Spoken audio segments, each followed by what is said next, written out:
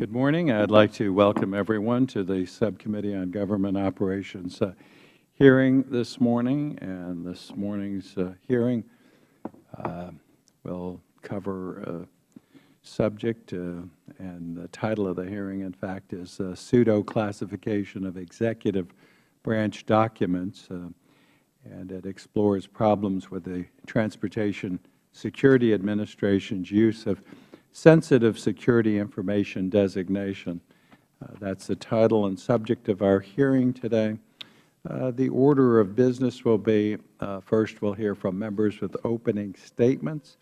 Mr. Conley, the ranking Democrat member, is delayed. I've asked one of the representatives of the minority side staff to sit in until he is able to join us. He has a markup, but we do want to proceed with the hearing. We have a long legislative day today, and we want to conclude and also, of course, proceed with this hearing in an orderly fashion. So the order of business will be opening statements. We'll recognize Mr. Conley when he's able to join us, but we're going to proceed with the hearing. After that, we'll hear from, we have 3 witnesses this morning, and I'll identify them. They'll be sworn in, and we'll proceed with their testimony. And from that point, after we hear from all 3 witnesses, we'll go to questions. With that, I'll begin with my opening statement. And again, I thank everyone for joining us today. One of the things Mr. Issa, as Chairman of the full committee, always states is the purpose of our Oversight and Reform Committee is to be good stewards of the trust the American people have given the responsibility of Congress with, and that's to make certain that programs work efficiently, economically, and also in concert with the intent of Congress. We are stewards of that important trust, and it's important that a committee such as ours, which dates back to the early 1800s, when the Founding Fathers wanted to make certain that not only programs that were created worked as intended, but also that they were, when they were funded, they were responsibly funded, and there was accountability and responsibility. So that's the purpose of our committee, and this subcommittee's charge, and we take that responsibility to protect the rights and also the trust of the American people in making certain that the Federal bureaucracy and those responsible operate in an accountable manner. So with that, let me start with my opening statement. And we're actually going to hear the culmination of a committee's investigation over the past year and a half into problems with the TSA's use of sensitive security information designation. The report that's been prepared by the Inspector General, unfortunately, confirms the fact that TSA gamed the system to use a security classification or those classifications to keep Congress and the public from having access to key information in order to protect their own turf. That's what I believe the report shows. I also believe that TSA must end its arbitrary use of the sensitive security information designation and use of it improperly, and ensure that security and accountability of the public becomes its primary concern. So today we're going to examine the misuse of the designation. We'll explore the improvements TSA has made. Some of the report covers some earlier years. We'll look at that. And we'll also see what the agency has done to educate staff since the committee's investigation began, and address the labeling of non-classified information beyond TSA throughout the Federal Government, because we found some similar abuses in other agencies. Pursuant to the Air Transportation Security Act of 1974, the Federal Aviation Administration created a category of security classification, and it's entitled Sensitive Security Information, or SSI, given those initials, as it's commonly called, a category of sensitive but in fact unclassified information. It's important to note that we're not talking about classified information today. This is not, we're not going to discuss classified information. Rather, the subject of this hearing is the realm of unclassified information in this particular designation, SSI. The SSI designation is a pseudo classification. It is not afforded the same protection as other classified information, such as top secret or secret. The SSI regulation restricts the disclosure of information designated as SSI because public disclosure would be detrimental to, in this case, transportation security. When used properly, the SSI designation protects sensitive information from public disclosure, which could in some cases be detrimental to certain security interests. Because SSI is an internal TSA, and again we term it pseudo classification, however, the potential for there is potential for misuse of the designation, and unfortunately we've seen that to be the case.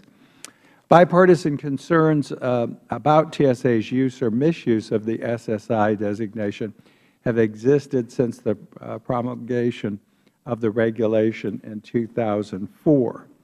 Following a congressional request to review how TSA used its SSI authority to withhold information from the public, GAO released a report in 2005 finding that TSA lacked adequate internal controls to provide reasonable assurance that the agency is applying the SSI designation consistently.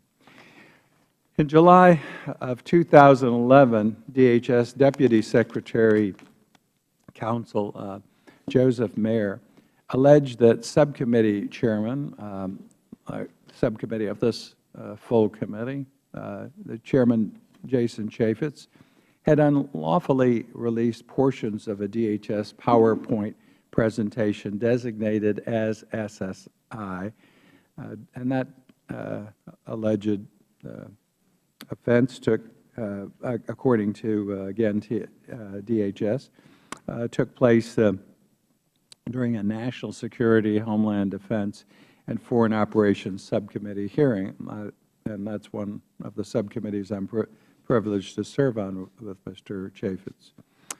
Chairman Issa responded to the allegations to then-Secretary Napolitano, explaining that Congress is not covered by the regulation governing SSI protection.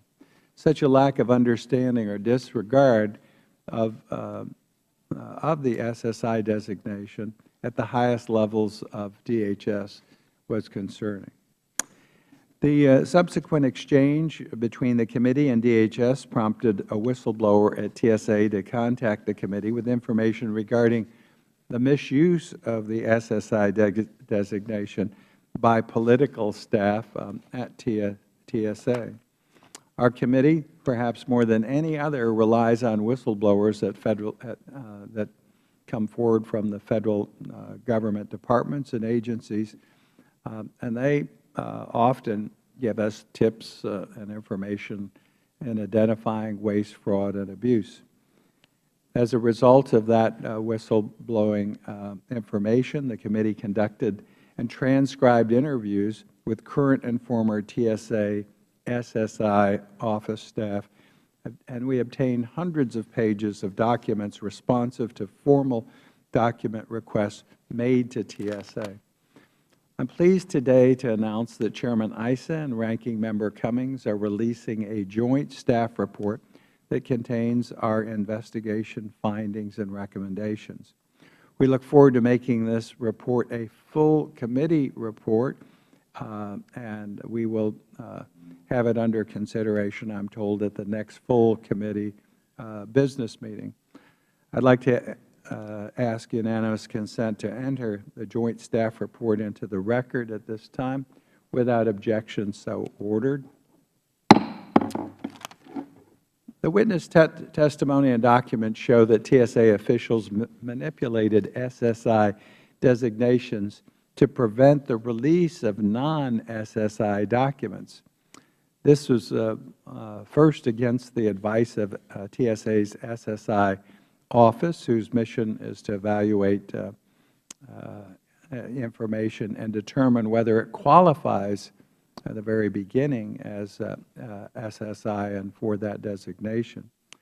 TSA also released SSI documents against the advice of career staff at the SSI office. While the TSA administrator has the final authority to determine whether information is classified as SSI under the regulation, the administrator must submit written explanations of the SSI decision to the SSI office in a timely fashion. Unfortunately, repeated failures by TSA officials to submit written determinations supporting the release or withholding of SSI caused a rift between senior TSA leadership and the SSI office. This rift resulted in an inconsistent application of the SSI designation, and such consistency, unfortunately, is also shown to be detrimental to the process of protecting sensitive transportation security information. As a result of the committee's investigation, TSA has made some changes and improvements to its processes for the handling of this SSI information. We look forward to hearing from the witnesses today to hear more about the progress that's been made and improvements by the agency. TSA's handling of SSI, again, information reveals, and use of that designation reveals a broader problem, again, of pseudo-classification of information across Federal departments and agencies. So what we found in looking at TSA, unfortunately, we found also extends beyond the borders of that agency, and there are broad concerns that agencies, other agencies, are using pseudo-classification designations to make it difficult for requesters, such as Congress and others, to acquire unclassified information. This raises the possibility that officials may use such information labeling to control the release of non-classified information for political reasons or purposes. Again, some serious concerns. And again, keeping both the Congress and the public from obtaining information and sort of covering their turf base or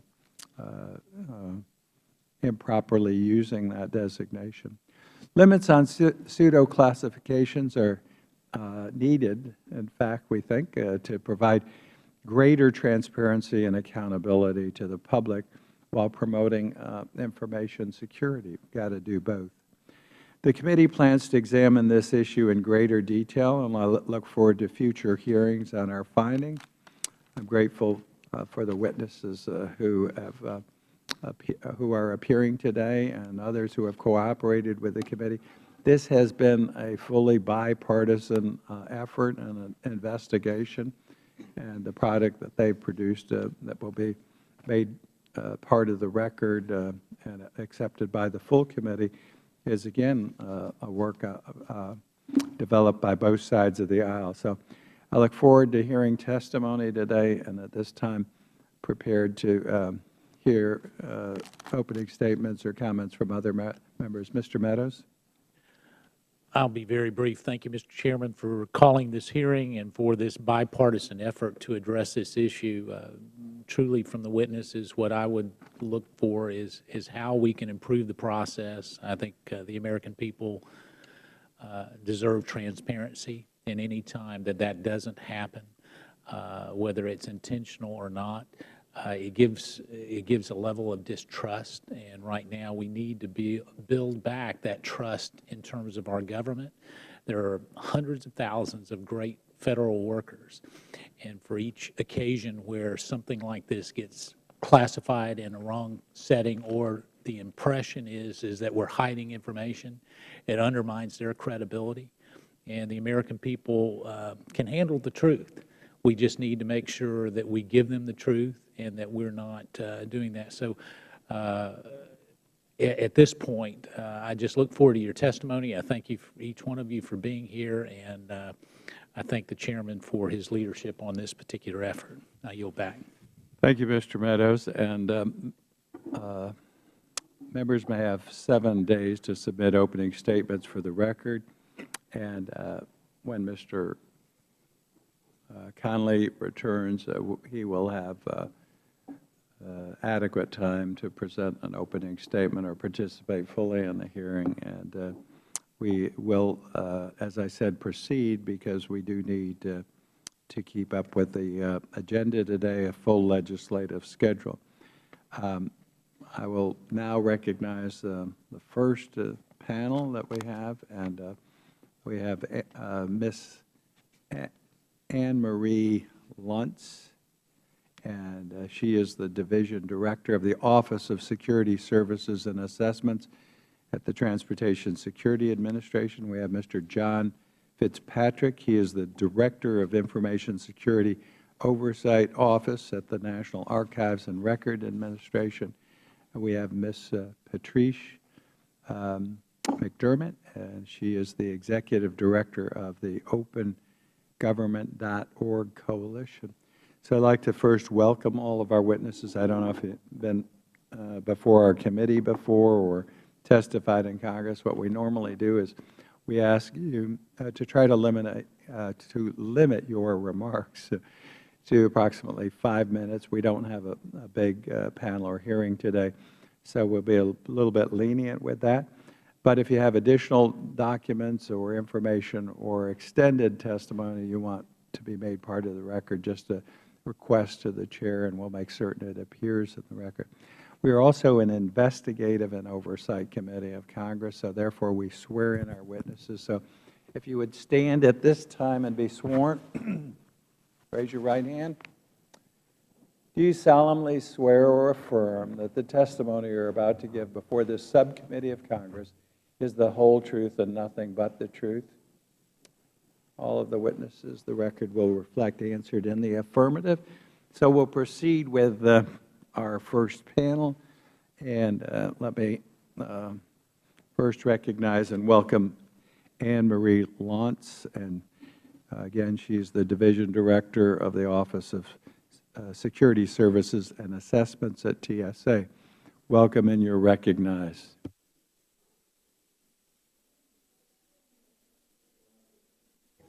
All right.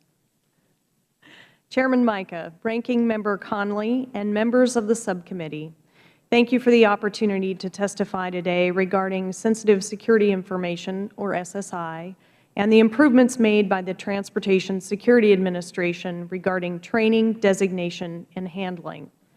As the Division Director for the Security Services and Assessments Division for nearly 1 year, one of my responsibilities is overseeing the SSI Program Office, who's charged with the management, consistent application, identification, safeguarding, and redaction of SSI. The SSI Program Office is staffed by career professionals with significant experience and a comprehensive understanding of SSI and its role in transportation security. SSI is one of the few types of sensitive but unclassified information defined by statute. Congress authorized the Federal Aviation Administration to designate SSI in the 1970s, and the FAA promulgated regulations to implement that congressional mandate.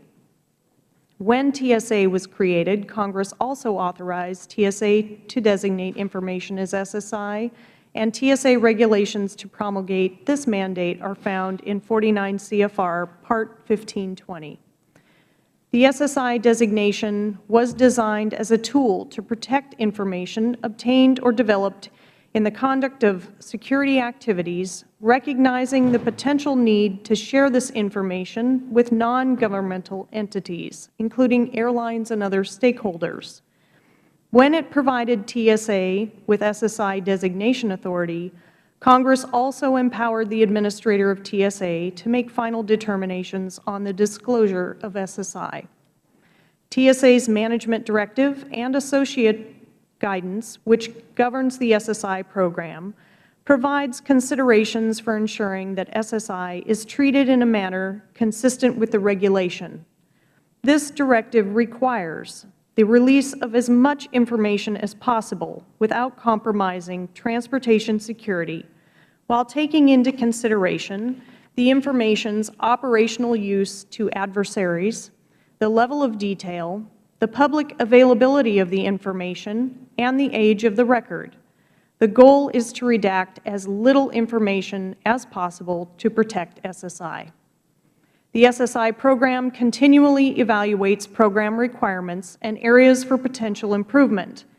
TSA has undertaken significant enhancements to the program's policies, training, and management of SSI, including updating the SSI training and making it mandatory for all TSA employees and contractors on an annual basis, refining the redaction process, developing a comprehensive policies and procedures handbook to eliminate gaps in previous guidance, defining specific roles and responsibilities, improving reference guides for DHS employees and contractors, leveraging available technology to improve operations and engage personnel, and standardizing the process through which the administrator may revoke the SSI designation. Training is an integral part of program and process improvements made by TSA with regards to SSI. The SSI Program Office has implemented an extensive SSI continuing education training program, conducted targeted SSI advanced training and awareness activities for key TSA stakeholders, DHS components, and other Federal agencies, solidified our internal processes, and recruited and trained SSI coordinators throughout TSA.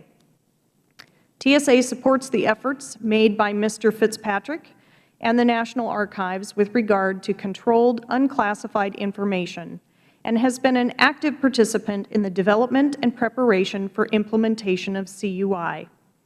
While there is always room for improvement, I believe that TSA has in place a robust and mature SSI program for the safeguarding of sensitive but unclassified information. And as a result, SSI identification and safeguarding practices are unlikely to change upon the implementation of CUI.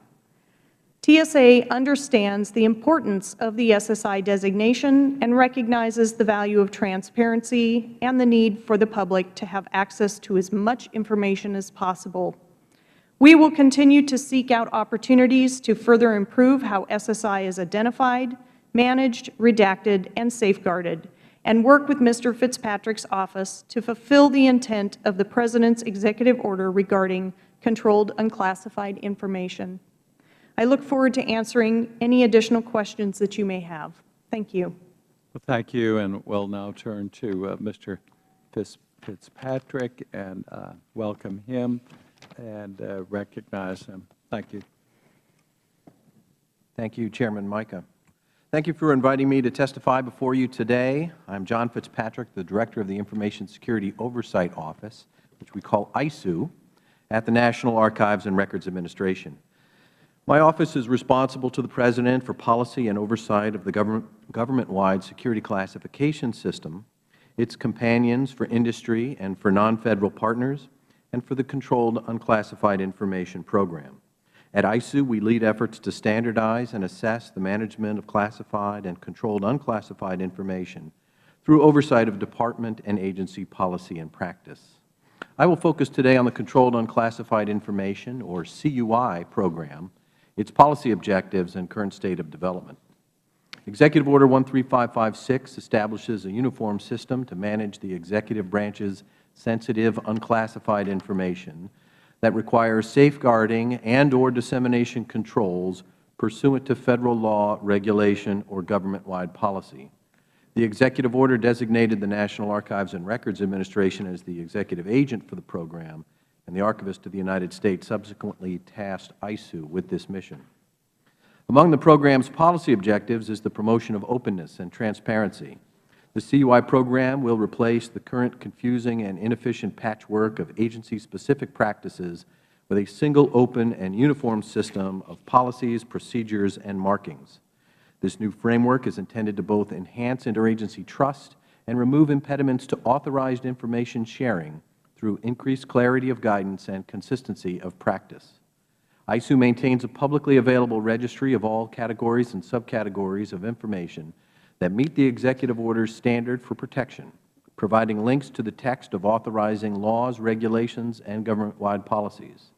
There are currently 22 categories and 85 subcategories of such information, ranging from sensitive nuclear and critical infrastructure information to personal privacy and business proprietary data, as well as a host of other information types. Sensitive security information, or SSI, is one such subcategory. It is properly authorized as CUI according to the terms of the Executive Order. The CUI registry also contains all policies and guidance related to CUI. This serves to enhance openness and transparency by making the government basis for establishing information controls available for all to see. These policies and procedures are being developed in consultation with affected departments and agencies. We also actively seek feedback from State, local, tribal, private sector, as well as public interest groups. Just this month, we began the formal Federal regulatory process and will follow that process through agency and public comment to produce a final Federal rule. The relationship between the CUI program and the Freedom of Information Act, or FOIA, also serves the goals of openness and transparency. Executive Order 13556 draws a bright line between the two, stating that the mere fact that information is designated as CUI shall not have a bearing on determinations pursuant to any law requiring the disclosure of information or permitting disclosure as a matter of discretion. In short, CUI markings and status should not serve as a basis to improperly withhold information from the public, including under the FOIA. This point has been clarified in guidance we have issued in tandem with the Department of Justice's Office of Information Policy, and we have educated agencies on the subject. To further minimize unnecessary control, the Executive Order requires that if there is significant doubt about whether information meets the standard for CUI, it shall not be designated as such. The CUI program also seeks strong accountability and oversight. Executive departments and agencies have appointed senior agency officials and program managers responsible for program implementation within each agency. These officials are responsible for drafting agency implementing policies, training their employees on program requirements, and establishing a robust self-inspection program to ensure ongoing compliance. Our office will oversee these agency actions by reviewing agency policies, conducting on-site inspections, and requiring agencies to periodically report on the program's status. We have begun and will continue to incorporate CUI program progress with ISOO's other reports, which are made public. Taken together, these requirements will help ensure the program is properly and successfully implemented. In conclusion, ISOO has established a reputation in government for effective oversight and sustainment of constructive relationships with our agency partners. We are well on our way to establishing a stable and robust CUI program for government. Thank you very much for your time and attention, and I will be happy to answer your questions. Thank you for your testimony, Mr. Fitzpatrick. And we'll now turn to Ms. McDermott, and she is the Director of OpenTheGovernment.org Coalition. Welcome, and you're recognized. Thank you very much, and thank you, Chairman Mica and Vice Chair Meadows, for the opportunity to speak today on the continued use of sensitive but unclassified markings in the executive branch 3½ years after the issuance of President Obama's executive order. My name, as you said, is Patrice McDermott, and I'm the Executive Director of OpenTheGovernment.org, a coalition of nearly 90 organizations dedicated to openness and accountability. My remarks here today do not necessarily represent the positions of all of our partner organizations. Let me start with a little history on the issue of the use of sensitive but unclassified markings in the executive branch.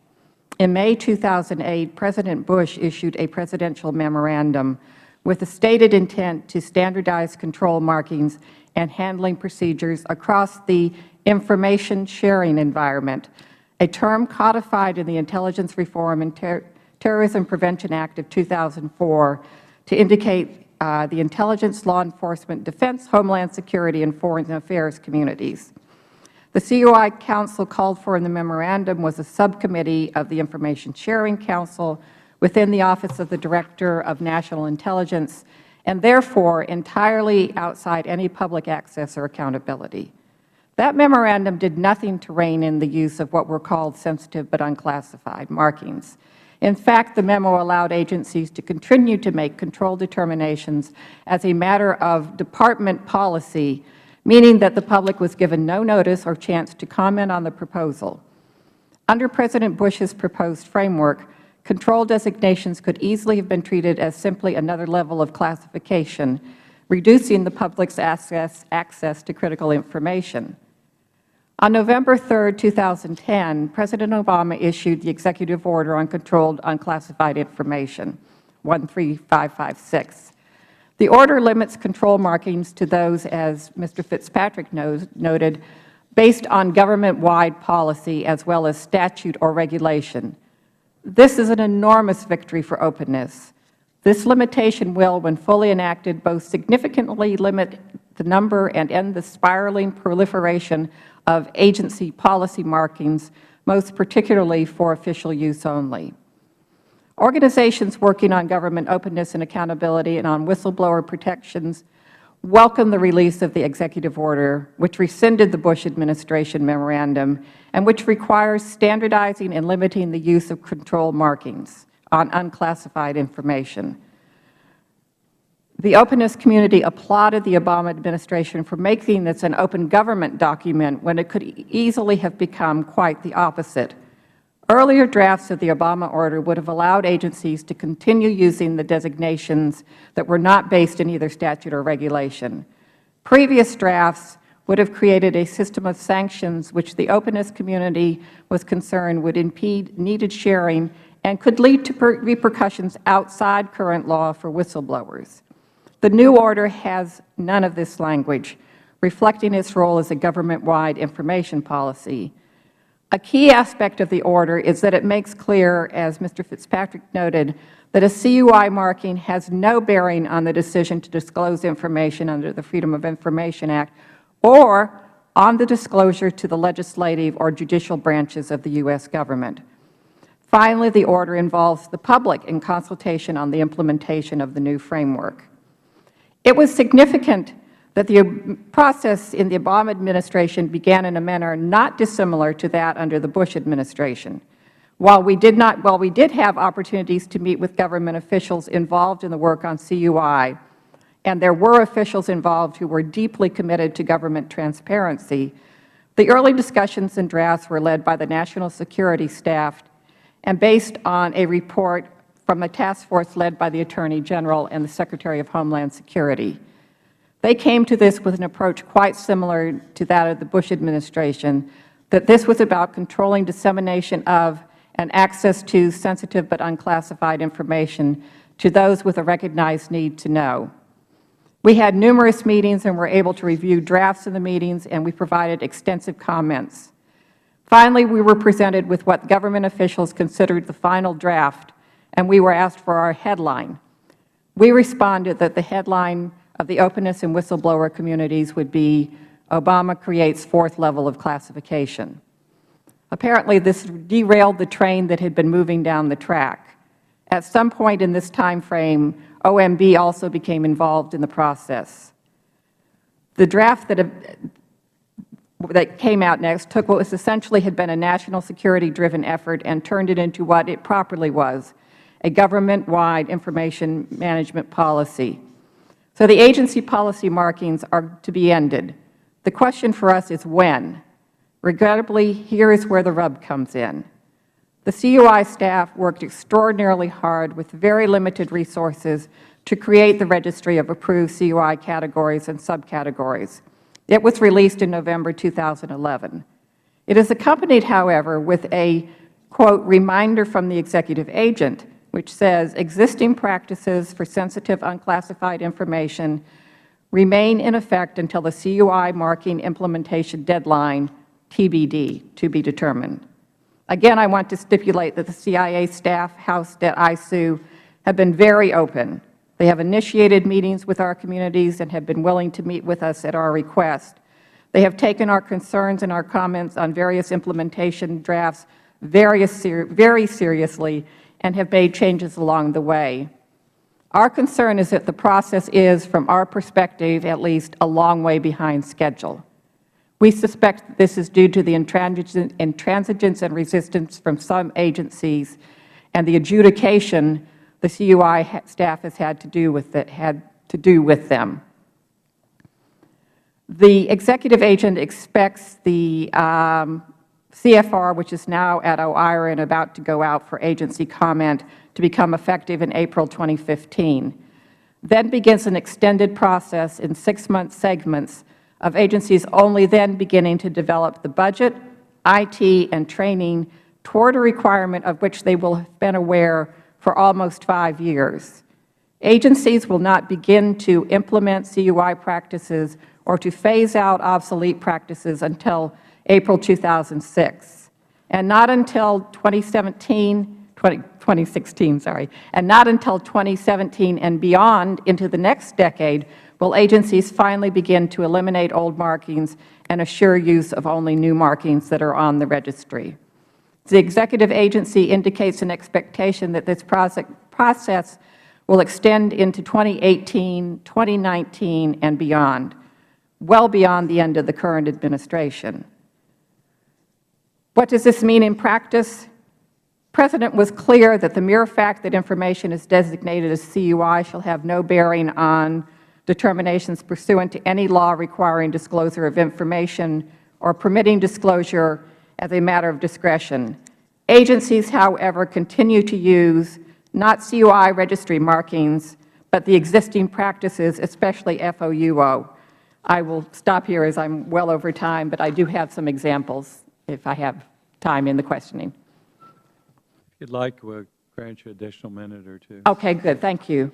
So, as an example, the Project on Government Oversight recently reported on a DoD IG report that the Pentagon labeled FOUO. It says in such cases the DoD IG will only post the report's title or summary on its website. The complete report must be requested through FOIA. POGO was fortunate enough to have obtained the contract over billing report through non-FOIA means, but they are still waiting on requests for 2 other DoD IG reports. Both of these reports are unfavorable assessments of other defense contracting programs. And just this morning, there's a story in The Guardian by Jason Leopold that quotes from internal NSA emails about both journalist and citizen requests for FOIA, under FOIA. They dismiss the citizen requests pretty summarily and note that journalists are a little harder to get rid of. And one of the officials is quoted as saying, "The classified and FOUO we can deny, the rest we may have to process." Well, according to the executive order, they're not allowed to deny, to withhold stuff just because it's marked FOUO. But it is apparently a continuing attitude throughout the government, and we are as frustrated as you are and very concerned that this attitude will continue for many years to come. Thank you for the opportunity to speak to you on this important issue. I am happy to answer any questions you might have. Well, thank you. And we'll withhold questions for a minute. We've been joined by our ranking member, Mr. Conley, and I'd like to recognize him at this time. Thank you, Mr. Chairman. And again, my regrets for being late.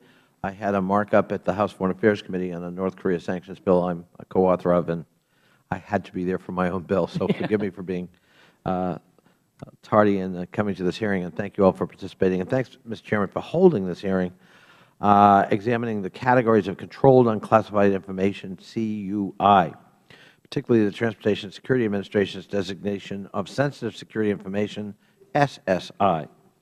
Pseudo-classification designations are often vague and involve undefined markings that prevent interagency sharing or delay public access to information, as Ms. McDermott was just telling us.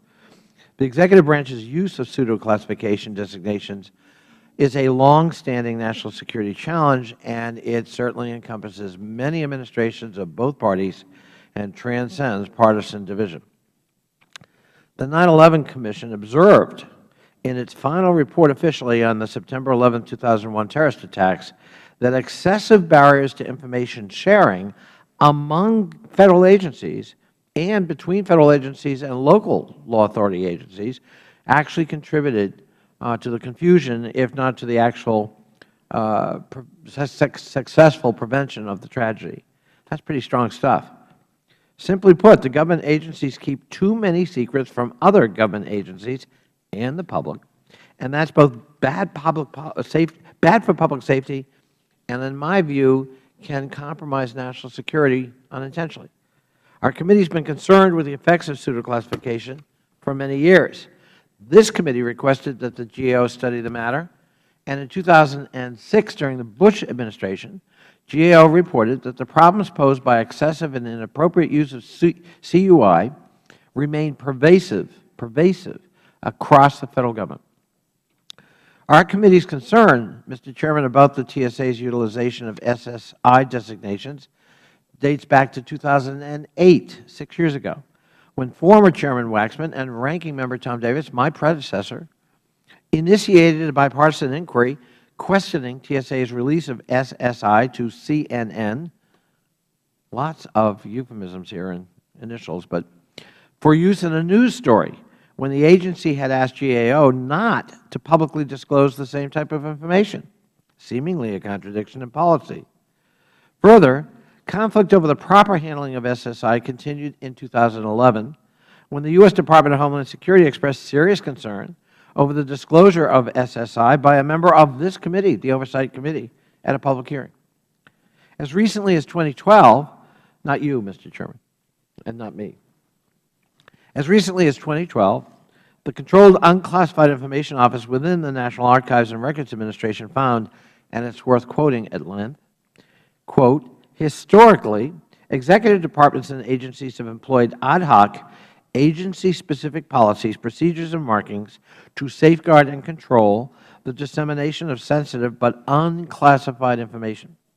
As a result, it found, more than 100 different policies and markings have evolved for handling such information across the executive branch.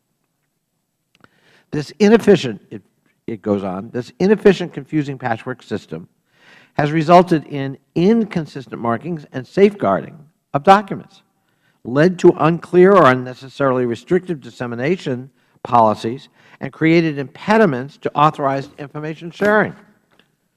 Fortunately, the Obama administration has taken steps to try to get CUI policies under control. I was pleased that President Obama issued the November 4, 2010 Executive Order 13556 on CUI that mandated that NARA establish categories and subcategories to serve as the exclusive designations for identifying unclassified information that requires safeguarding or dissemination controls pursuant to statute, regulations, or government-wide policy. In April 2012, TSA Administrator John Pistole issued a new SSI handbook applicable to all TSA personnel that establish standard operating procedures for handling SSI and consolidated and clarified SSI policy guidance. These new policies include standardizing policies for the revocation of SSI, creating a system for reporting breaches, and improving employee training on how to handle SSI. In closing, Mr. Chairman, it is my hope that the stakeholders gathered here today will recognize we all have a shared goal with respect to increasing transparency and strengthening aviation security, and that balancing these interests need not be a zero-sum proposition. It is either transparency or it is keep it close to the vest and nobody knows what anyone else is doing. I want to thank our witnesses for participating in this morning's hearing. And, Mr. Chairman, I look forward to examining together with you how we can better ensure CUI is effectively, consistently, and appropriately managed across the entire Federal Government. Thank you. I yield back. Thank you, Mr. Conley, and we'll go right to questions. And I want to lead off on some of the points that the ranking member articulated. First of all, he cited the Executive Order 13556, which President Obama issued, and I think you spoke about it too, Ms. McDermott, and had some good intent, but it has had no bearing on decision to disclose information pursuant to FOIA or disclosures to judicial or legislative bodies such as this committee. Despite this, Ms. McDermott, are you currently observing Federal agencies that use existing practices to thwart release of unclassified information? Well, as I mentioned, yes. I'm just asking you to confirm again what you said. Oh, yes. Mr. Conley brought this up, but you're seeing that. But I would also note and how prevalent is the practice today? I don't know that it's all that prevalent. We do know examples, but you usually only hear when there's a problem. I mean, you can't disprove a negative that if agencies aren't doing it, there's no way to And you cited some problems. What agencies is this prevalent, or have you seen? The Department of Defense Inspector General's Office and the FOIA folks at NSA. Okay. Is there anything more that can be done? We have an executive order. What do you think? Now, TSA, we'll get to them in a minute. They've issued a handbook, but what do you see government-wide? Well, I think government-wide, the process has been moving forward in terms of the work that the executive agent, the CUI office, has been doing. I think from our perspective, the problem is that somewhere along the line, time has been lost, and we feel that the process is taking longer than we anticipated, and then I think probably the President anticipated. You know, since the passage of or issuance of the executive order, we're already now 4 years out, and the rule is just going out for comment. We had seen earlier versions in 2011, and then not again until 2013, and then again this year.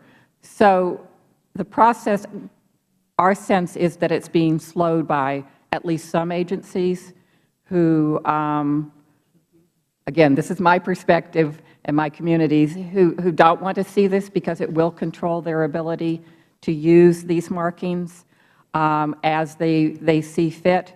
But I think it's our sense from talking to CUI staff that there are a lot of agencies also that are fully on board, ready to go, and who will move forward quickly. Okay, well, that's a perfect sequence to ask Ms. Luntz. Why did it take 4 years for TSA, after the management directive, to roll out the handbook? Now, Mr. Conley also spoke of the success of TSA in finally getting a handbook, but it took 4 years, and you just testified that they've been slow rolling this, Ms. McDermott. So what's happening that took 4 years to do this in TSA? Mr. Chairman, so the joint decision to move the SSI program into the Office of Law Enforcement and Federal Air Marshal Service from the Office of Intelligence, that occurred in December of 2010. And Mr. Pistol did sign our TSA management directive in April of 2012. Well, the structural placement and new administrative is also almost 4 years ago, but it's still taken almost 4 years to get, again, the handbook on SSI. So the handbook is a comprehensive resource of 74 pages, and it is a guide to all employees. And so it they does did about 20 pages a year. We do annual training on SSI to all employees at TSA, and it is. Now, when is it? The handbook was just issued, so when has that just begun? So the annual training occurs and also began in 2012. So each employee at TSA has received it now at least twice. So the program office itself has a standard operating procedure that's a 40-page document that they use daily in the practice of reviewing documents. And we also have standardized the way that requests are made so that it is documented appropriately. And we also have incident reporting tools for the agency to utilize. Now, tell me again where the SSI office falls. Under what jurisdiction was it set? So it originally was with the Office of Intelligence. It is now under the Office of Law Enforcement, Federal Air Marshal Service. And why does it fall under that particular one? It seems like intelligence would be the logical one. Why was it removed? And what's the advantage to having into law enforcement? So we felt that it more closely aligned to the duties and responsibilities of the Chief Security Officer, and the Chief Security Officer is part of the Office of Law Enforcement. Okay. And how many FOIA requests does TSA receive in a year? Do you have any idea, for instance, 2013 FOIA request? I can tell you to date, we've received 72 requests, just under about 10,000 pages to review this year. Just this year? Correct. But you don't have a figure for the number received in, I say, don't. 2013? Maybe you could provide that to the committee. Certainly. What percentage of FOIA requests to TSA are denied or redacted due to the targeted information carrying the SSI designation? Do you have any idea? I don't have an idea on that. We review all FOIA request material that is sent to our office. Each review is done the same as it would be for any other request that would come through SSI, and it's all memorialized in a memorandum of what was reviewed and what the findings were, and then it's returned back to the FOIA office. Okay. Has the TSA implemented proper protocols to ensure that the TSA administrator is documenting support for releasing SSI prior to releasing the information? So there is a process for revocation as well, and it must be in writing, and it should be in the interest of security, of course. Do we know if there is compliance now? I mean, it was pretty spotty. The reports were spotty as to compliance with that requirement, again, prior to releasing the information. Do you know where we are on that now? In almost every instance, is that complied with? Or?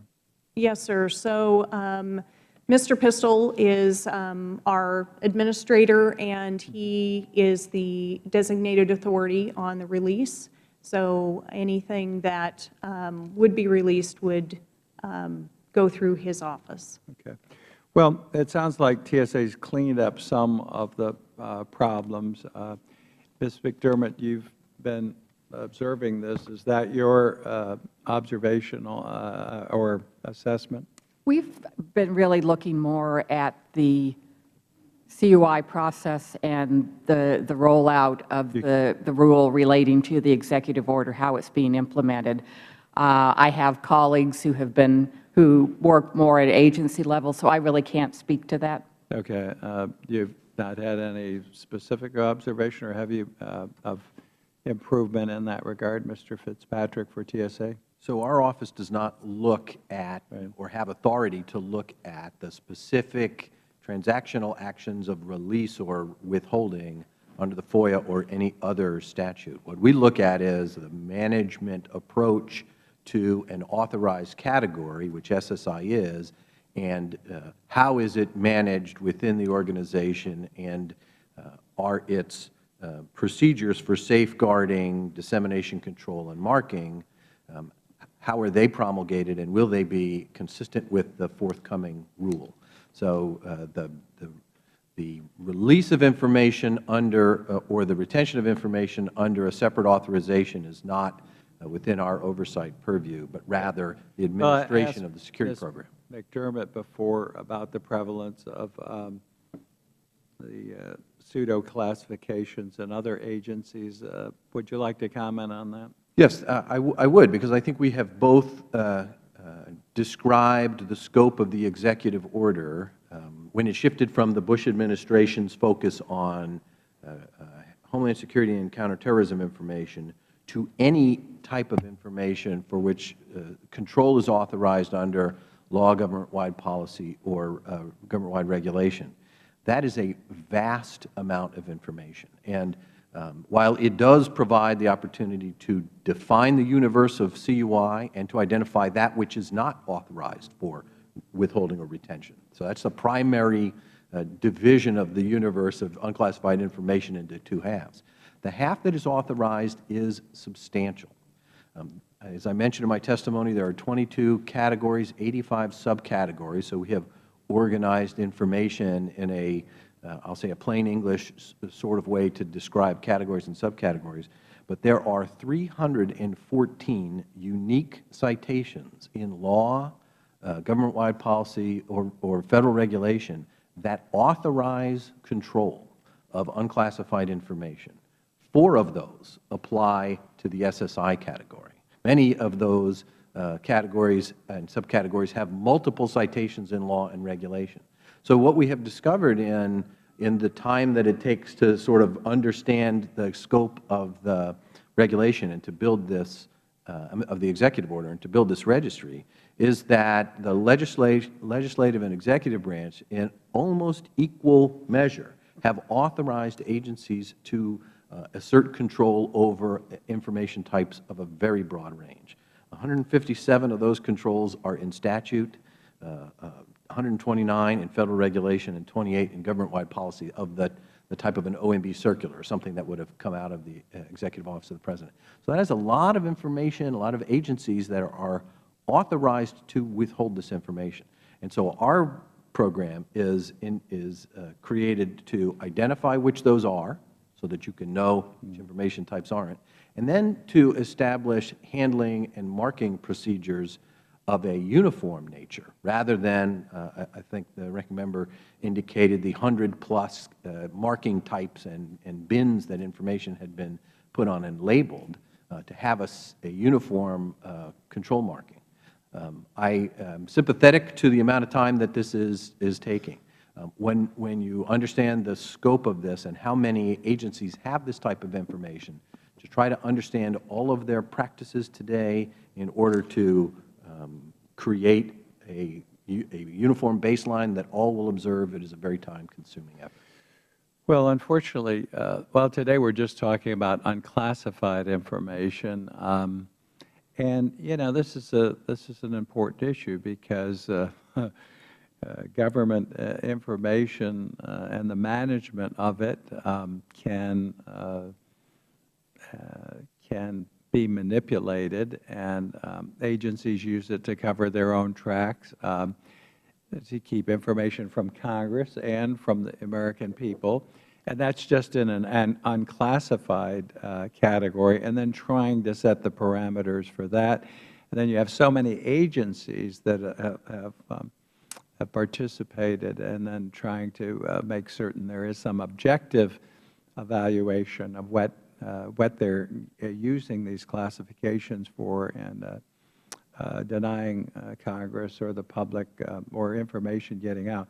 The classified is a whole different one with TSA. I would like to see at some time information on the failure of performance of TSA. Most of that's been kept at a classified realm, declassified on a periodic basis. So I think the public deserves to know the performance of some of the people who are supposed to providing important transportation security. And that's been kept under wraps, or some things have been put under classified wraps to keep their performance secret, and there are definite reasons to do that. I know some the past, some classified information has been released, and I've flipped out a couple of times when I saw it in the paper, and actually asked agencies to go after folks who had released the information, because it can be very harmful.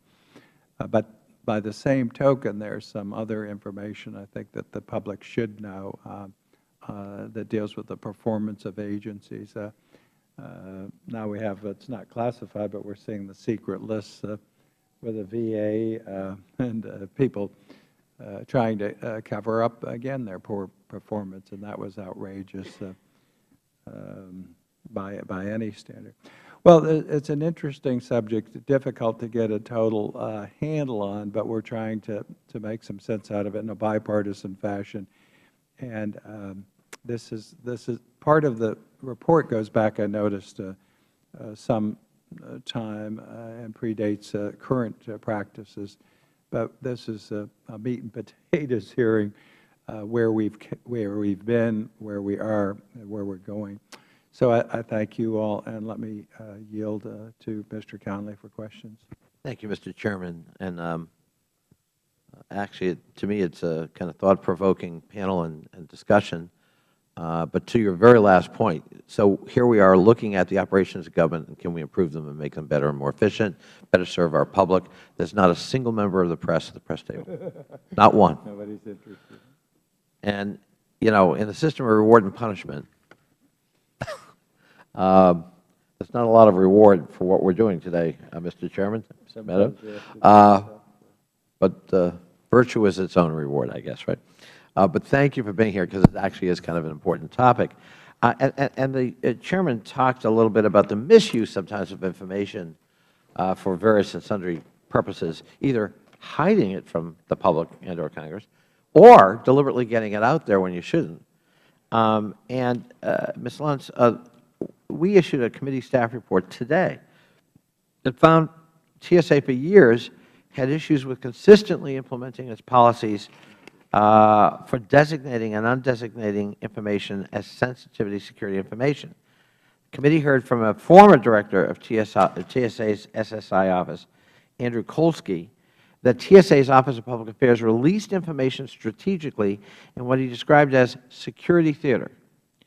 He said, and I quote, if they felt they needed to do something to get it in the press to change the public perception, that was more important than the security concerns involved. That same director said that the release of SSI by the Office of Public Affairs decreased when the personnel changed in 2009 with the new administration. What is the current relationship between the SSI office and the Office of Public Affairs, and how disputes regarding SSI, how are they resolved? Certainly. So the relationship really of the SSI office to really any of the other directorates, we operate autonomously. We receive in information that needs review, and we do that and review in accordance with all of the requirements and then return it. We do not engage regularly with any of those offices other than to be the recipient and provide our service and provide it back. So there isn't any direct back and forth between the Office of Public Affairs and our SSI office other than the service that we provide. Well, but what are the systems in place for ensuring, the Chairman cited it, that someone misuses information for entirely a PR purpose? It did happen at your agency before your time. What are the mechanisms in place to ensure that there is an understanding, to pick an office, between the Public Affairs Office and the SSI office, that the misuse of such information for perhaps a noble reason, but nonetheless the misuse of information is protected, that practice is controlled? So we did some significant training with the various offices after 2010, or actually after 2012.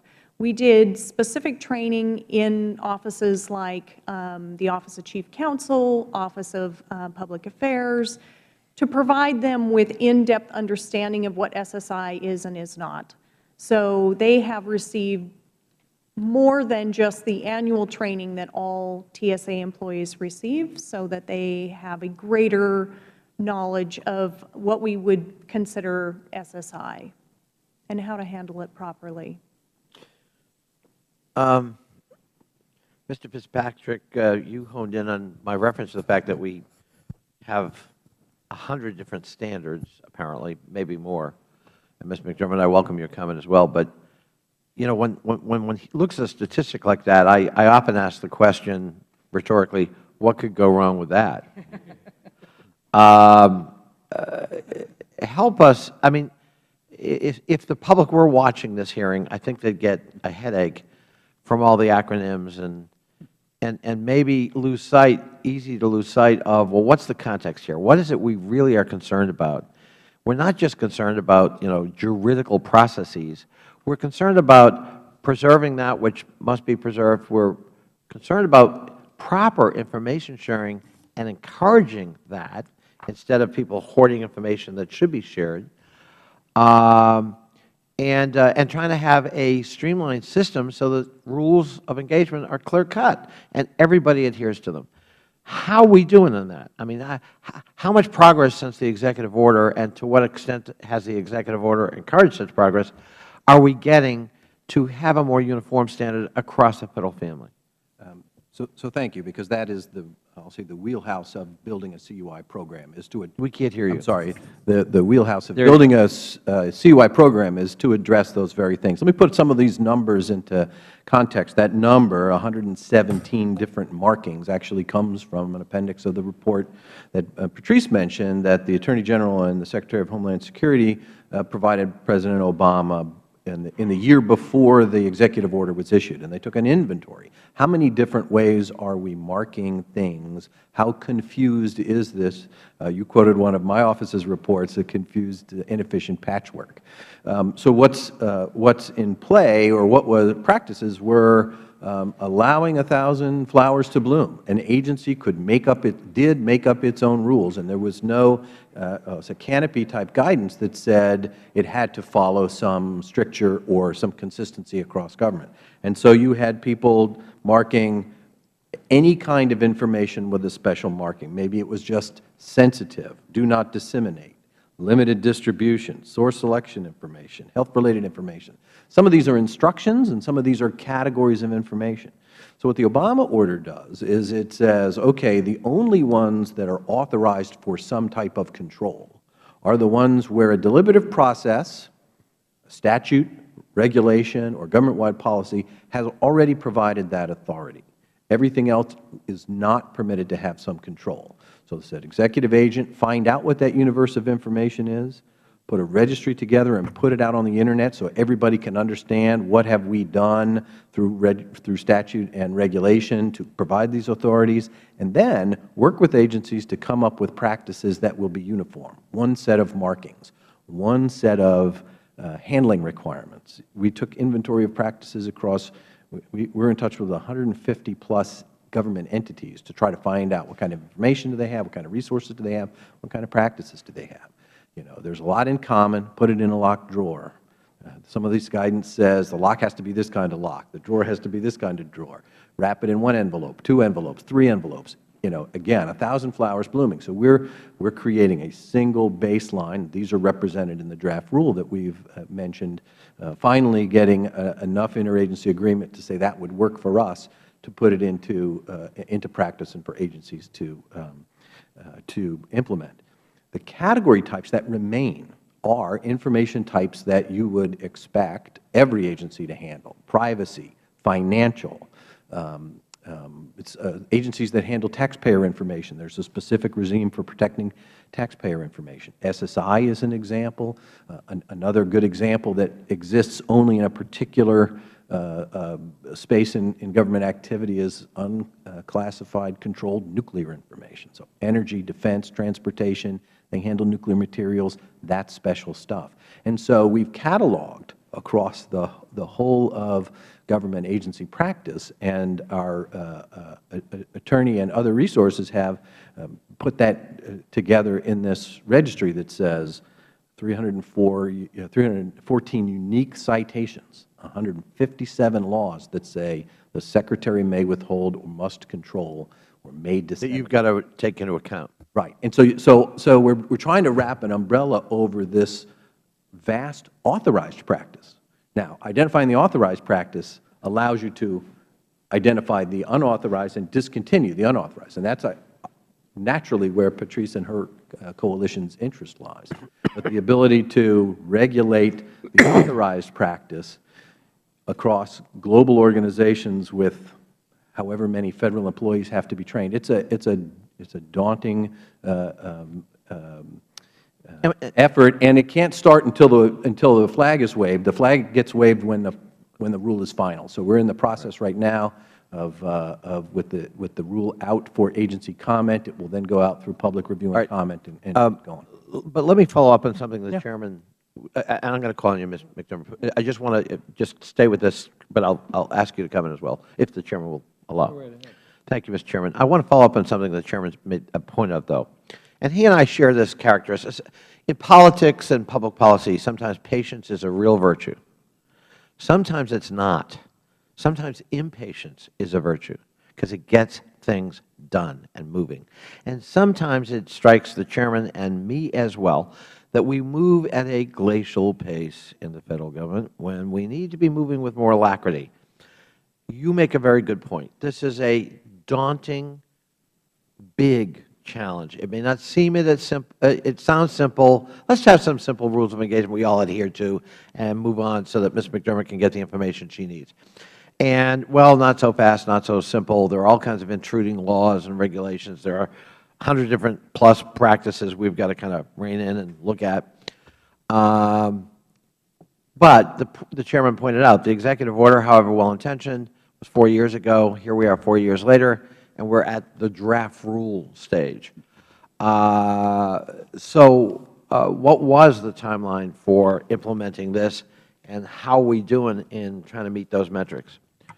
Certainly. The executive order laid out a few deadlines for agency consideration, and then the deadlines, I'll say, stopped. The first year essentially was to define the universe of information that is CUI. So agencies were given 6 months to make submissions. What are the categories that you feel meet this threshold of having a basis in law, government-wide policy, or regulation, and how would you describe them, and how can we put them together in a registry? Agencies produced 2,200 submissions. So if you get an idea of what agencies feel their authority ought to be, and that came from, I'll say, not the 150 agencies we deal with now, but some dozens of them submitted 2,200 individual 3x5 cards saying, I can control this, I can control this, I can control this. Now, many of those are the same that everybody. Can I interject here, though, if I may? Yeah. Just an ironic observation, Mr. Chairman. The press may not think this is all that interesting, but clearly Federal officials did, because it affects how they operate. Absolutely, and it affects a level of latitude they felt they had to do as they pleased, or wished, or felt was most effective for them. Right. And instead, this umbrella of constraint was, I'll say, beginning to be spread. So 2,200 submissions, many of them the same types, personnel information, privacy information, budget information, but many of them simply, my agency directive says I can do this, and so they submitted it. Well, that's below the threshold. That did not make it into the registry. So the production of the registry, putting the registry out on the rolls. We then began an inventory of practices to say, what do you do with this information today, and how do you safeguard it? How do you provide information systems security for it? How does dissemination control work? How far and wide are your or complex are your agency directives and instructions, so we know how much is going to have to be torn down and rebuilt? We took a shot at as Patrice mentioned, a draft rule through our interagency council that basically the interagency choked on. We put all of the principles of CUI and sort of in the nature that we've been discussing them today, and all of the how-tos of the CUI in the same document.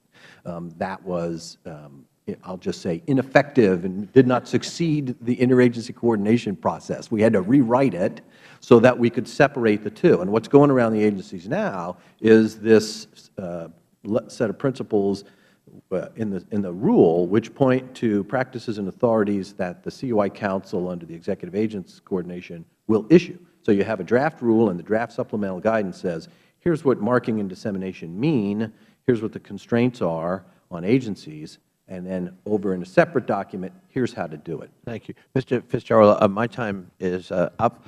The Chairman has graciously agreed to allow Ms. McDermott to also comment because I don't want to impose my colleagues, and I see the distinguished Chairman is here as well. Thank you, Mr. Chairman. So, yes, we are aware of and support all of the work that they've been doing. We do feel, though, that there has been some, Mr. Mica called it, Chairman called it slow rolling. I might call it, because if it's a loss of control by the agencies, it's foot dragging. It's throwing some sand. But again, that's from an entirely outside perspective. I do want to go back to 2 points that you made, though, that this was about the need to protect information and also to share it. And one of the things that we've been very concerned about all along is that where it's appropriate and where the statute or the regulation allows it, that there be put time limits on these markings so that they don't continue to be used past when they're authorized to be used. And that's a whole big issue of how you unmark something that's been marked. The other thing that we're very, very concerned about is that in terms of the sharing, both sharing and protecting, that these markings, it needs to be clear. They need to be clearly marked, any documents, so that somebody who shares a document with the public, certainly shares it with Congress, shares it with the judicial branch, although those are already covered under the executive order. If it's not marked, they cannot be held accountable for inappropriately sharing information. This is like, you know, something that was part of the Intelligence Authorization Act that President Clinton vetoed back toward the end of his thing that said any document that's classifiable, you can be held criminally liable for releasing. Well, no, you can't, because that could be anything. So that's a very big concern of ours, to protect whistleblowers, but also to allow useful sharing throughout the government of information as it needs to be protected and of information that doesn't need this kind of protection. Thank you. Let me yield now to the Chair of the full committee. Mr. Issa has joined us. Mr. Issa. Thank you, and thank you for being here. And the fact is, this is probably the one nearest and dearest to my heart of all the hearings. You might wonder why. Well, the CUA Council, how do I know it's not a CYA Council? I'm serious, Mr. Fitzpatrick. I am the beneficiary of 20 months of having subpoenaed documents that are unclassified held and not delivered to this committee, even though they were subject to subpoena, because they were unclassified but embarrassing. In those 2,200 different classifications, did you see that classification, unclassified but embarrassing? Ms. Lawrence, is that one of them that you plan on using? No, sir. You use it every day. Transportation Safety uses it all the time. We subpoena documents, and Ms. McDermott, I know that you are on our side, but quite frankly, when you say it's already covered, no, it isn't. This administration systematically does not reply honestly and fully and with even subpoenas of the various committees. That's just a fact. It's a reality. One of the things that we've seen is that the best way to get evidence, unclassified evidence, is we depose somebody, and on the evening before we're going to depose them, we get a ration of documents that are somehow responsive to it. The fact is, this is near and dear to my heart because I don't think you should have a right to any of them. I think the whole idea that there's anything below secret is hogwash. I think the idea that other than personally identifiable information, meaning information is sensitive because it doesn't truly belong to the government to release, such as your email address, even if it's a government one, being released to the entire public, your birthday, personal information about your home. We can all agree that that information is not secret, but by definition shouldn't be released. Do we agree with that? Is there really any other area that people get to see without a background check, people get to handle without knowing whether they're pedophiles, whether they're drunks, whether they're going through personal traumas in their lives, et cetera, et cetera? In other words, we have no security on them other than they're a Federal employee or a Federal contractor. They get to see all this information, and then when Congress subpoenas it, we don't even get it. Is there anyone that's going to justify those 2,200 categories here today? I'd love to hear it. Ms. Lawrence? I mean, I'm thrilled to hear that there's 2,200 requests for unclassified information to be withheld. Of that 2,200, I'll take out of it as many as you say include personal identifiable information. Give me another one. If I may clarify that number and understand that you entered midstream, 2,200 was the number of individual submissions that came in from agencies where they thought they had some a lot of redundancy. Authority. There was a lot of redundancy, and a lot of it was not did not meet the threshold established in the executive order that authority can only be established if it's been granted by law through the Federal regulations or through government-wide policy. Those numbers, there's 22 high-level categories, 85 subcategories, based on 314 individual citations of either law, regulation, or policy. And so while I do not dispute the characterization of agencies' desire to withhold information to their advantage, what is authorized under the CUI program is only information in these categories, these narrower sets, 22 and 85 subcategories, can be safeguarded or dissemination control. Their disclosure through other processes or the eventual decontrol are matters of discretion. And we fully understand that, but understand that the President signed the Data Act just a few days ago. That Act intends on making across government the vast majority of information that exists in our databases searchable, addressable, downloadable, which would include a system in which, because of the strength of the metadata, you'd be able to exclude personally identifiable information. But essentially, and we're not talking about emails for a moment, we'll leave those aside, the intent of it would be to open up all of government, to make you able to say that a particular data point is not to be released, such as personally identifiable information, locations or times, certain things like that, predictive information about events that have not yet occurred. If we're going to open that up, we can't have these levels of classification because it will essentially close systematically all of these databases, won't it? Ms. McDermott? You really don't care about hunks of paper being delivered anymore. You really care about the data wealth being mined in order to get real information, don't you? Isn't that really the modern America? Well, that is part of modern America, but we actually are still very concerned about the paper getting delivered to nonprofit organizations that make it available to journalists, to that sort of thing. Right, but let me explain one thing to you that I've learned the hard way in 5 years on this, if you will, leadership of this committee. Till today, if I subpoena the EPA for emails, they send out to the people they think may have responsive information, asking them to voluntarily look through and see if they have something that we'd be interested in, and then they get to submit it. That is a systematic system of exclusion of at least unclassified but embarrassing information.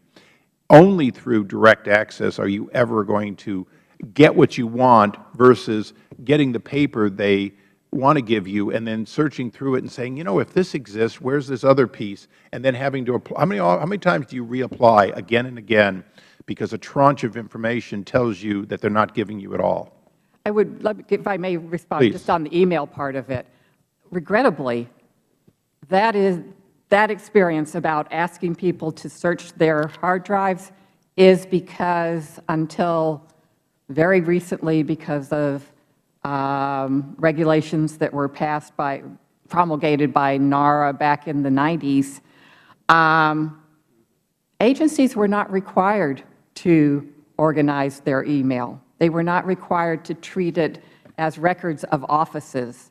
They could treat it all the same. And what has happened over time is that it's on people's hard drives. It's not been centrally collected. It's unfortunately true that agencies don't know how much email they have that's responsive. And it's not just Congress that gets this response. It's our colleagues in the nonprofit world who ask agencies for responsive email, and they say, we'll look, but it's going to take a long time. Yes, we were told by the IRS commissioner just the other day, was it I guess it was IRS, that it could take 2 years to respond to our questions, far longer than the IRS gives you in an audit to respond to theirs. Let me just close quickly with a question. If we are going to have classifications below secret, and this committee, among its jurisdictions, controls basically the question of people holding clearances, how many categories of cleared people are we going to have to decide what level of background investigation, what level of denial? If somebody is going to look at unclassified information that has some pseudo classification level that keeps the public from seeing it, do I need to know whether they are currently on probation, whether they have DUIs, whether or not they are convicted pedophiles? And if so, how do I come up with all those classifications? How many will I need, Mr. Fitzpatrick? The cleared information, cleared intent, people, right?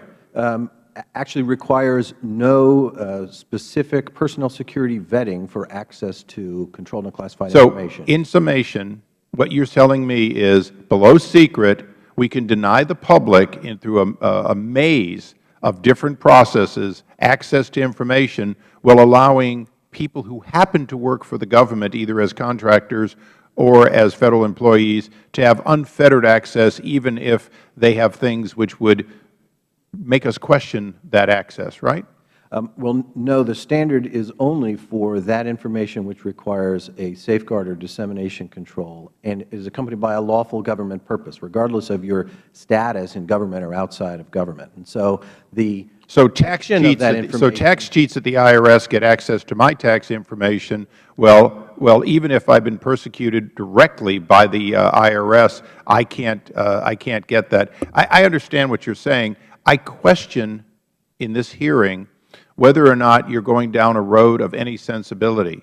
If you can't tell me who should be excluded within government from seeing information, if you can't tell me what level that we should put as a requirement for people to be cleared for that information below secret, because we have rules for secret and top secret, then I question whether or not you can create any category other than personal identifiable information is on a need-to-know basis, and other than personal identifiable information, I question whether or not you really can do the process that you're asking. And I think Mr. Connolly said it very well during his 10 minutes, which I've equaled nearly. The fact is, we've waited too long, and it's been 4 years since an executive order, and this committee has a responsibility to ultimately say, you're not getting it done, we may need to preempt you. And rulemaking is not lawmaking, it just looks like it. Mr. Chairman, rulemaking is not lawmaking, it just looks like it. I'm going to close on that, and thank you. Thank you. I liked your CYA versus CUI description, very appropriate sometimes. Waiting most patiently, and one of our outstanding junior members, Mr. Meadows, you're recognized. The chairman here says I've got a lot of gray hair for a junior member. So, but thank you for your testimony. Mr. Fitzpatrick, let me pick up, because as we start to hear 2200, we start to hear regulations, everybody is going to want to have a piece of that turf. And I guess my concern is if we're going about this new classification, how many rules and regulations are we going to eliminate? I mean, out of the 170, I think your testimony, how many of those rules and regulations, I mean, are we going to be able to eliminate half of those? So we will go to a single marking system. All right. So in the 117, the list of labels that were previously used, they varied across whether it said sensitive, protect, restrict, I mean, all sorts of unauthorized types of markings. We propose a marking system that simply says controlled. Everything that is based on what criteria? I mean, so that based on its presence in the registry, which means there's either a law that says the Secretary is authorized to protect that, or there's a Federal regulation that says this information may be controlled. But according to your testimony, you said it should be based on statutory exemptions in FOIA or other applicable laws, policies, and regulations. Now, the concern I have with policies is any agency can make up any policy, and it undermines the whole effort of what you're trying to do. So that portion of my testimony, and I acknowledge that those words are there, applies to instruction to agencies not to confuse, not to utilize the fact that something is marked CUI as somehow disposing a decision to withhold information under FOIA. The executive order and our guidance say clearly FOIA and other applicable laws that govern disclosure are what will govern your decision. Simply because it's marked controlled SSI doesn't then predispose, okay, then I can withhold it under FOIA. Our instructions and the executive orders say it might be marked CUI so that you know it needs to be in a desk drawer, it needs to have a cover sheet, it needs to be given to someone with a lawful government purpose. But if a FOIA request comes in on that, then the FOIA rules apply. All right. So on a scale of 1 to 10, with 10 being the most confident, how confident are you that what you're about to put in place will get rid of the politics, the CYA, the political aspect of trying to keep documents from Congress and from the American people? Scale of 1 to 10. How confident? The CUI program, I'm going to say, sits next to but not a part of the disclosure regime. So however confident, however much or little confidence you have in that disclosure regime, you will Well, it hadn't been working too well so far, so how, going forward, how confident are you? So I'm confident you will have the basis to explain, and those seeking information will have the basis to contest the presence or absence of authorized by law or regulation, unauthorized withholding basis or not. And so an example in that's a great answer to a question I didn't ask, but from politics and getting politics in complete transparency on a scale of 1 to 10, how confident are you? I'm an optimist. I'll give you a 6.5. Okay. It will be better. It won't be everything. All right. So Ms. Luntz, let me go to you, because you talked about training earlier. On the training aspect of it, you mentioned that they've been given this handbook that talks about 70-some-odd pages that's very specific in terms. How confident are you that we're covering all the issues in terms of the thoroughness of the training, and that the new model is going to be followed? So in TSA, I can say that I'm very confident that the new measures we have put in place have significantly improved the way we handle SSI. It is much more consistent. There is a memorialization of any and all SSI reviews that are done. It is comprehensive in the training. We can customize it, as I explained earlier, depending on various programs, so they get a more in-depth understanding of what SSI is and is not. So I am very confident that the new measures. So how are you reinforcing that? I mean, going forward, because if it's in a handbook, I don't know about everybody here, but most of the handbooks I've gotten over my 54 years, I haven't read them, or at least I haven't read all of them. And we may have somebody here that does that. And I know my good friend and colleague from Virginia is astonished I'm at just that shocked. revelation. I've read every handbook ever. Yeah, no doubt, no doubt. So how do we reinforce it? Do you make it part of their evaluation? If they get a bonus, is it part of that in terms of saying that you've been following this? How do we reinforce it? And I see one of your staffers shaking his head yes behind you. So I think our senior leadership does a very good job of ensuring that SSI, the importance of SSI, the job that the TSA does impacts aviation and transportation security. We do have to be very concerned with protecting SSI information. We also ensure that it is not just a once a year, there is an online training course you need to take. We have SSI Awareness Week at TSA where there are sundry activities and things that remind our personnel of the importance of SSI. So it isn't just a handbook that goes on the shelf and we say, hey, we have this. We really do impress upon our personnel the importance. okay. Well, I'm going to close with this encouragement in terms of any help that you might be able to give this committee. Ultimately, we have two objectives. One is to get the politics out of it, to speed up the process and become transparent with the American people. And if you see areas that need to be addressed, it is incumbent upon you to get that to this committee, because in a bipartisan way, we will work to not only put forth legislation to clear it up, but to make sure that the American people get it. Because right now, the request, even from a member of Congress, gets thwarted at so many different levels based on so many different regulations, policies, and I don't knows that it's unacceptable. And so we look forward to your recommendations. And I yield back, Mr. Chairman. Thank you. Well, thank you, Mr. Meadows. I thank you, Ranking Member Conley, and I want to thank our three witnesses, Ms. Lantz, Mr. Fitzpatrick, and Ms. McDermott, for your testimony. We have additional questions, and we will probably be submitting some to the witnesses today. Mr. Conley moves that we keep the record open for 7 additional days. Without objection, so ordered. Again, I thank you.